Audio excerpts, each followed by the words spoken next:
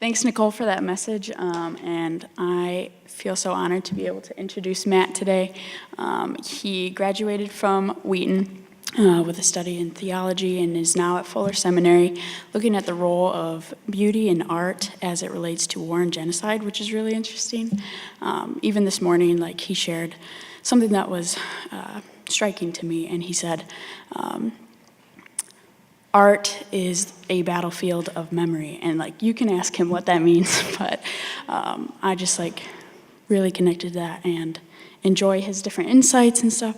And so he's going to come talk about social ethics, hospitality, and sexuality, and that's pretty cool. But also you can get to talk to him about his favorite cake Instagrams after this if you want. But exactly, he's very passionate about them. But thank you, and here he is.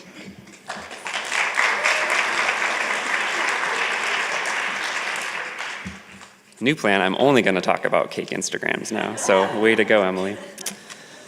So I'm going to give a big amen to Nicole's talk. That was amazing. One more time, guys, for real. It's she spoke truth. So yeah, my name is Matt Jones, and I'm really stoked to be here in Taylor, and I'm already really disappointed with myself because I promised myself, and I made a promise to you guys in my head to not be like every other person and make a corn joke, but I went to Wheaton, and Taylor to us was all we knew about it was this Neverland of corn, right? This magical realm out there somewhere. But with Neverland, you have to, second star to the right straight on until morning. Taylor was wander into the cornfield, take a left at the creepy Price Smart, right? And you're there. I didn't even know you could drive here, so this is very exciting for me.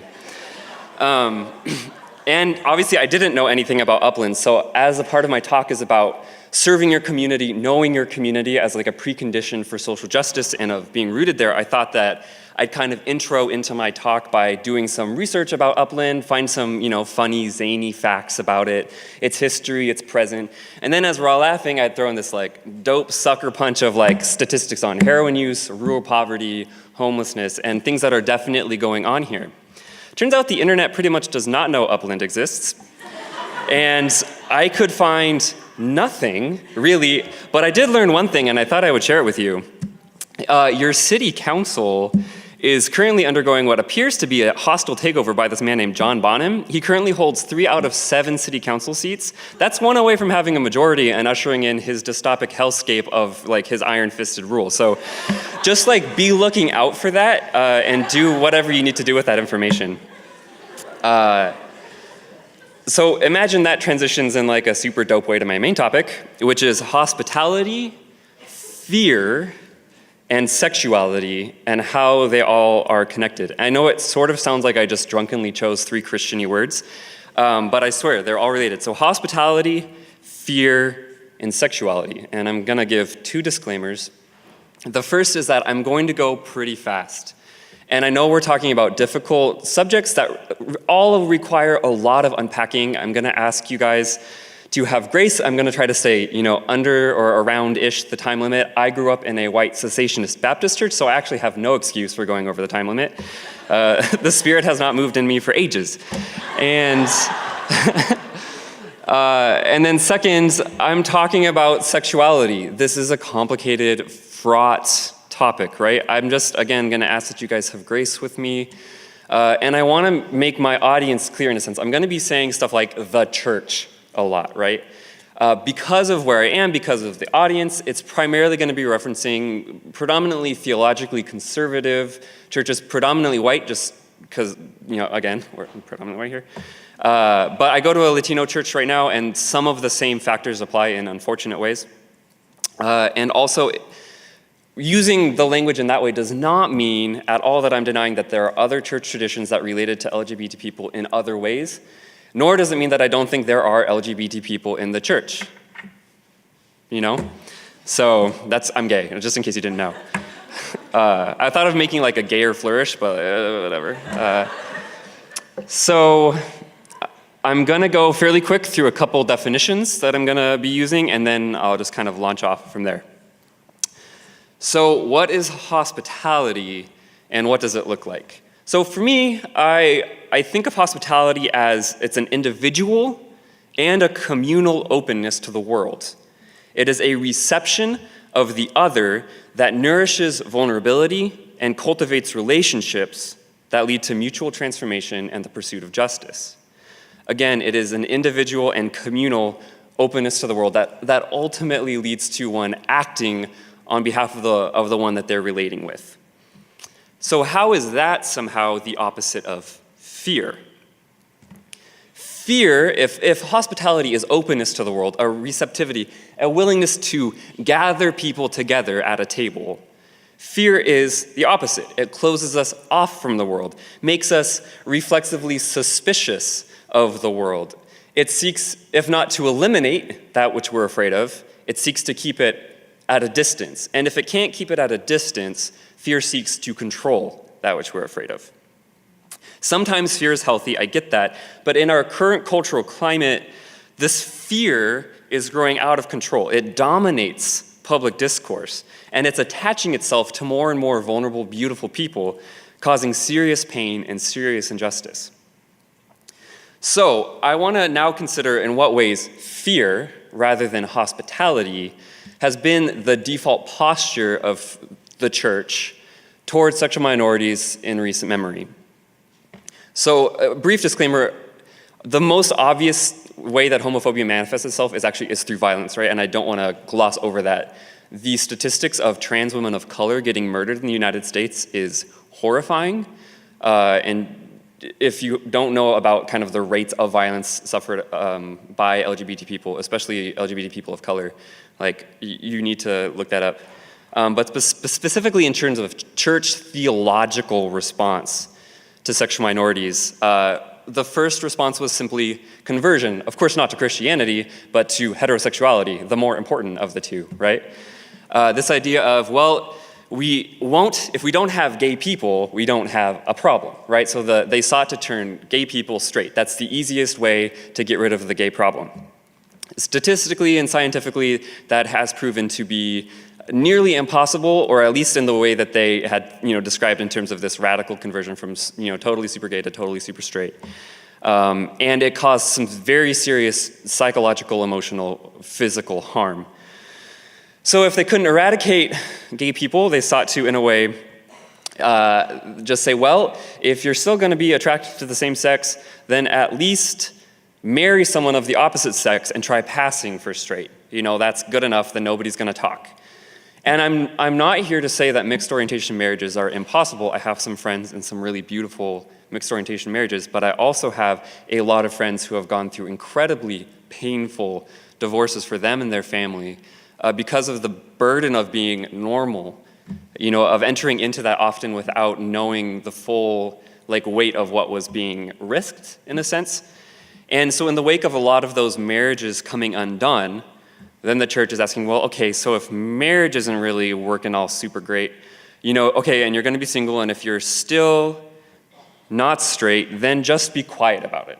Be silent. Don't say the word gay. Don't, for the love of God, identify as gay. And, use your hands differently, dress differently, talk differently, be invisible, in a sense, right? Don't rock the boat. And if you're wondering if that's real, I've literally been told that my body is a barrier to the gospel because I'm too gay to talk in public without people only seeing the fact that I'm gay and not able to hear Jesus. So they told me, in order to continue my internship at the church I used to go to, I'd have to intern under a more masculine man and change everything about me so that I could even preach the gospel, right? So these are things that happen. They're attempts to, again, eradicate, to distance, and to control. And I think this is because people have tried to solve gay people without first having, relationship with them. They've sought solution without relation, right? And I think a lot of this distancing is also because straight people know, and the church know, that if they ask the right questions, or if they really listen to the pain of LGBT people in the church, that they know that they will be called into action, that they will have to make sacrifices. There will be a claim made on them in the name of justice. And this is sort of how power and privilege works, right? It always seeks to use its power and privilege to, downplay the claims of those who don't have as much power and privilege in order to maintain their power and privilege, right? Across the board, that's a fairly common pattern. So instead of responding to the increased visibility of sexual minorities in the church by asking a very Christian question, how might we become more like Jesus? That sounds nice, right? The church has often simply asked, how can we make them go away? Or how can we win this culture war? Instead of good questions like, what would it take for celibacy, which I'm celibate, so I have a fairly traditional sexual ethic myself. But so instead of asking what would it take for celibacy to be experienced as abundant and good, which would require whole communities to do some serious soul searching and hard work, the church has thought that it would be easier just to place the full burden of faithfulness and responsibility on the shoulders of sexual minorities, which are already overburdened by many other things. When the church does this, when it displaces all of the responsibility onto the shoulders of sexual minorities, it's avoiding God's calling for what it should be. And the church deserves to be called out for that. It is abusive behavior. Think about it this way. If a church is making an ethical demand of a group of people, right, that costs in very real ways, and then does not provide an environment or a context, a community, a relational family in which that ethic or that command can be lived out in a healthy, responsible way, that's abusive. When the church makes demands of gay people and then doesn't provide a community in which living out those commands doesn't lead to some form of harm, that's abusive. It's straight up abusive, and I want to be totally clear on that. So that's the church's response through fear, which has often characterized it. What might it look like if the church was more hospitable in that deeper sense that I was talking about? Hospitable to sexual minorities, rebuked the fear in the church's midst, and actually listened. I think what they would hear is something that I think gay people are often trying to tell their church communities, which is something that I think a lot of people are trying to tell their church communities actually, and that's that we're lonely. That we need the church to be our family. We need the church to be what it was always supposed to be. Sexual minorities need the church to be our family because we can't really count on having one of our own. Have you guys ever heard of chosen family? The idea of a chosen family? It's pretty common in sexual minority circles.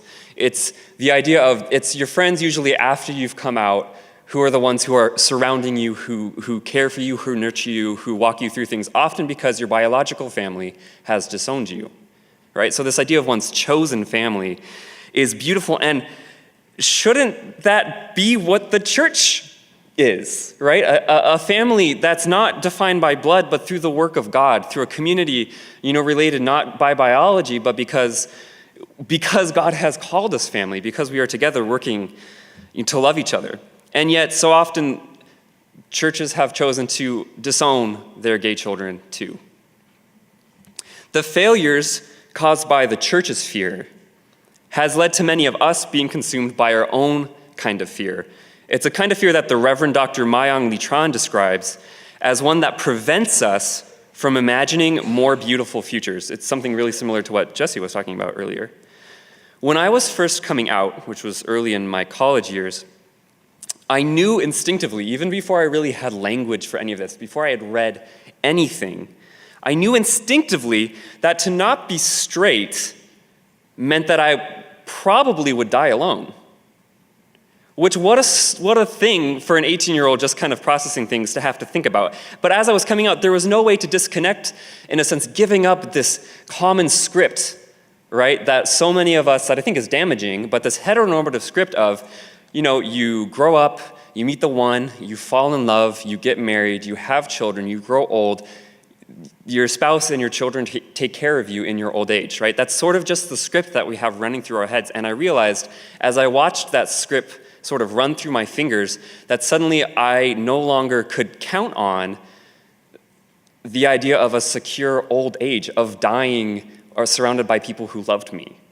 And it's super sad that I didn't think that the church could be there.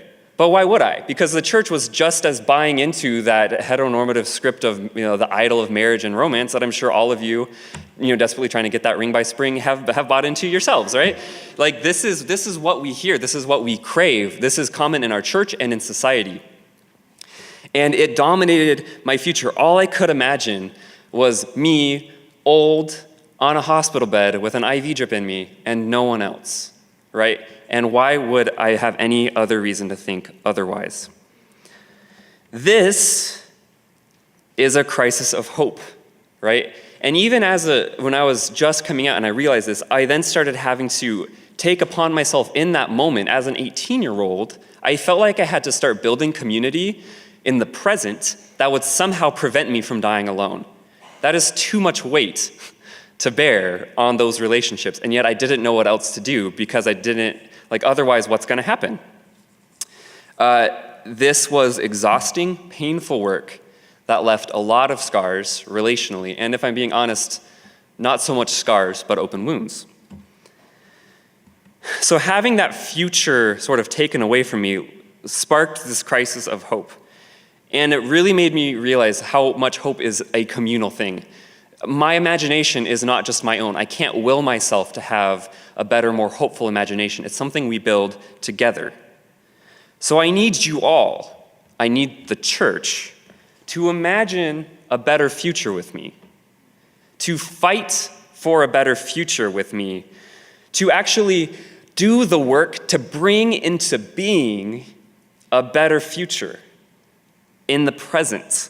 Otherwise, I find church's calls to hope very difficult, vaporous, and cynical sometimes, even as I believe in the power of God to make all things new.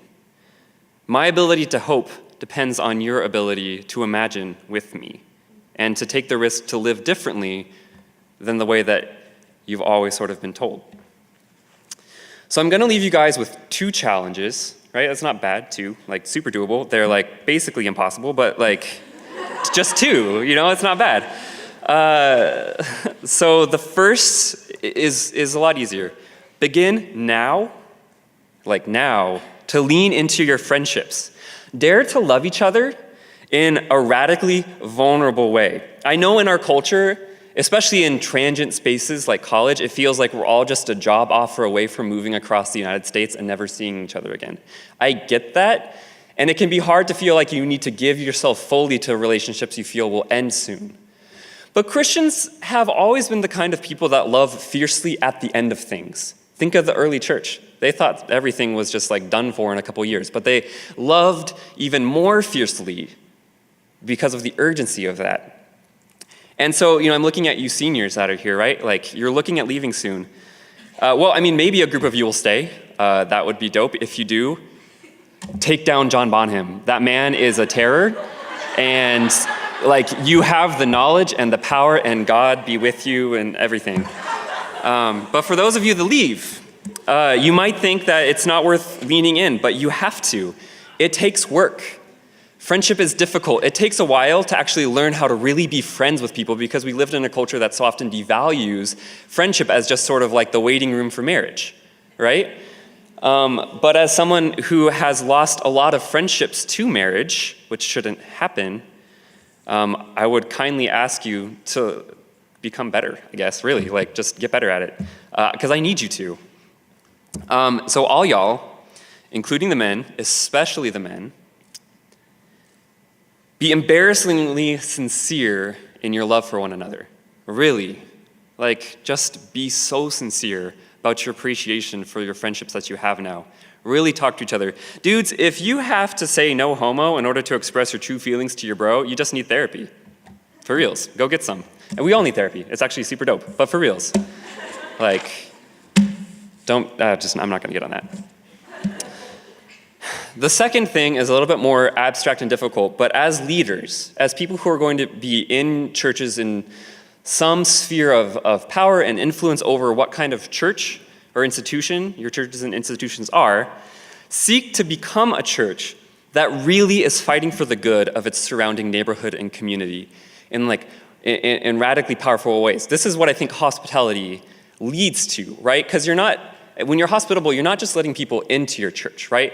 You're actually opening your church to becoming and looking like and being made from the same stuff as your surrounding community. Your community's questions and concerns should be the same questions and concerns of the church. Don't be like that school that Micah mentioned yesterday in the south side of Chicago that looked nothing like the south side of Chicago and missed its needs, right? That's not what it means to be the church in a context. And the reason I think this is important for sexuality, because I don't think sexuality is just about sex. I think sexuality is all about forming deep relationships with others in a way that brings life into the world. I'm going to say that again because this is actually really important for me. Sexuality is all about forming deep relationships with others in a way that brings life into the world. And sure, marriage and procreation is like the most obvious example of that, right? Sex, babies flying out of the womb into the world. It's beautiful.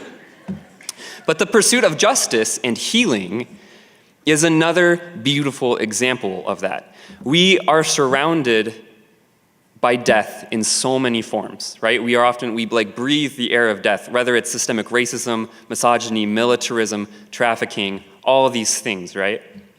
These things that fundamentally oppose life and the flourishing of life. Like so many of our speakers have talked about things that are forms of death in our society. And a part of sexuality is pushing against those with our embodied selves, fighting against that culture of death to fight for life wherever it occurs, right?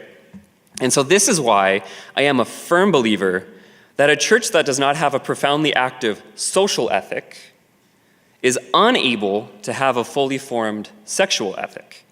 Because sexual ethics is deeply concerned with the question, what am I supposed to do with my body? Now, who hasn't screamed that into the void at least once in their life, right? But in a broader sense, what am I supposed to do with my body? And if churches don't have much more going on except for a few small groups and, family camp things, they're not really gonna have an answer for someone who shows up and asks, what am I supposed to do with my body? Except the answer that they've been giving sexual minorities for so long now, just don't have sex. That's pretty much the full range of the church's pastoral care to gay people, right? Don't have sex or anything that we would find icky, right? But as the phenomenally lesbian Catholic writer Eve Tushnet wrote, we can't build a vocation of no. We can't have a life built around not doing something. A vocation is a calling to something, right? It's a calling toward, of living into. And churches have often not helped gay people find out what their vocations are. All they've simply told them is, stay away from this. So a church needs to be actively involved in the pursuit of justice so that when I show up and say, what do I do with my body? I am surrounded by an environment that reverberates with the possibility of an abundant life. Serving here, mentoring this kid, protesting this injustice, showing up, rallying, becoming an uncle to, this family, helping this, group move. There's all these things in my context. There's so much need in our communities that I can throw myself into with my whole body and bring life. This is fighting the powers of death with my body. And this is so much of the gospel. And it's a message that everybody, not just sexual minorities, need to hear. So to summarize, take this. This is kind of really what I want you guys to get from this. I want you guys to work to cultivate an individual and communal posture of hospitality that is receptive to others, that welcomes them in, and cultivates a vulnerability that births trust and friendship and leads to just action in your communities. Resist with everything in you the culture of fear and death that surrounds us, that seeks to undo those life-giving bonds and only serves to isolate and alienate us and perpetuate a culture war mentality. If we can begin to do this together, we might be able to create a community in which sexual minorities and everybody might actually be able to flourish as the body of Christ. I'm going to close, I guess, with something I wished for every time someone spoke at Wheaton on sexuality. and something that I never heard. This is for everybody, of course, but specifically for those of you here who are sexual minorities. You are beautiful. You are beautiful, and your bodies are good, and you have so much love to give. Live deep into your gifts and callings and use them to bless those around you, to proclaim the gospel, and to fight for a more just society. You are worthy of a community to surround and support you, a community that you can serve and support yourselves.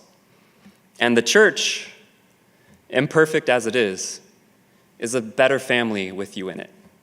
I love you guys. Thanks.